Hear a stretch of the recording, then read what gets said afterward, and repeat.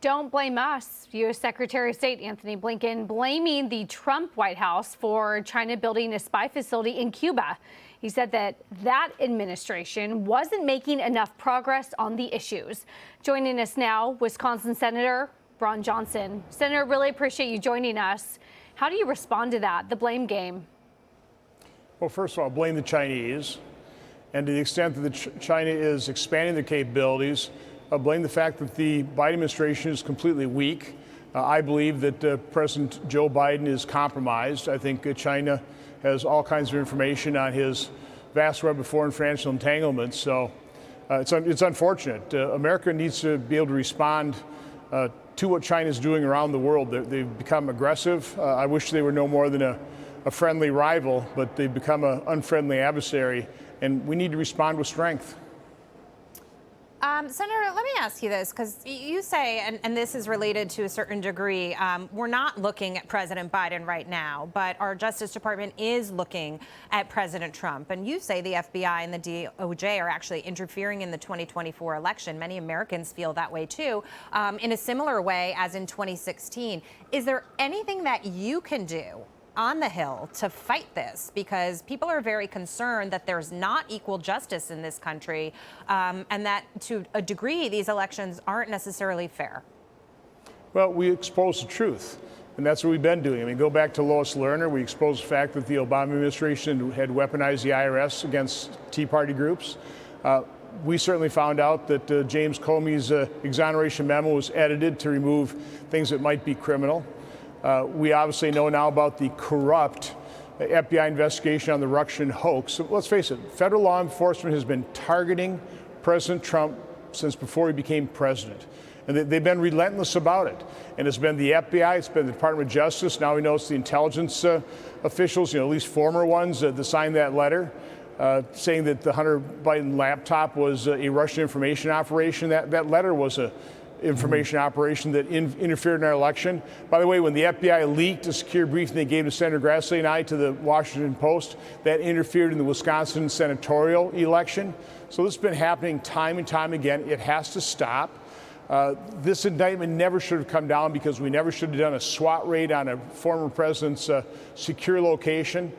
This is a travesty what's happening in this country, but it's all being driven by partisans inside the federal government and, quite honestly, partisans in the mainstream media. So, Senator, exposing the truth is good, but the problem is if you expose the truth and you do it again and again and nothing changes, then it really doesn't seem to matter because the FBI, the DOJ is operating just like it did 5 years ago, just like it did 8 years ago on these.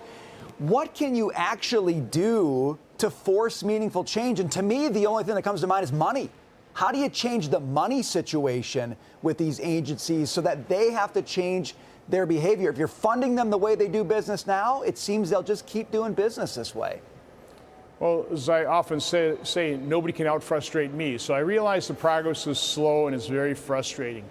But exposure hopefully will end up in getting the right people elected so we can clean up these places. Let's face it, Democrats aren't going to agree in the Senate to defund the FBI. So, I mean, you can have the House do some certain things, and they should. And then when the Democrats bring up appropriation bills without those types of defunding measures, we can offer amendments here which will fail. So, again, you have to look at the reality of the situation. It's going to be difficult to do this. So I go back to accountability begins with exposure, exposing the truth. Hopefully enough Americans will listen to it, but that's part of the problem why I always talk about the compliant, complicit, and corrupt media. They're not covering this. They're not holding both sides equally accountable, and that's what we need a free press to do, but they're not doing their job. We're trying to do it on this program, Senator. I know you are. I know that you mentioned that, voters should be paying attention. Before we get to the election, what can you guys do on your end to speed up some of the other investigations, to Brian's point, where maybe it's about Hunter, maybe it's about the laptop, maybe it's about money that we've heard coming that's entangled between the Chinese and this president? Anything you can do to speed up the process? Well, unfortunately, Senator Grassley and I lost our chairmanships when we lost the majority. But we still encourage whistleblowers. As a matter of fact, there's a whistleblower that came to Senator Grassley's office and then to James Comer's office that talked about this form that alleged the $10 million bribery scheme to the Bidens. So we continue to encourage whistleblowers. It's extremely important. Most people working in the federal government are people of integrity. If they want integrity restored, credibility restored to their agencies, they have to come forward to Congress and realize that laws are written to protect those disclosures. You have every right to come to members of Congress. I encourage them. We have a whistleblower account in my office.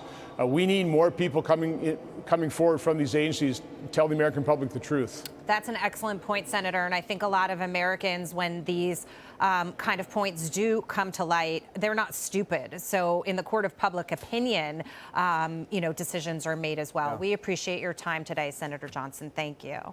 Have a good day.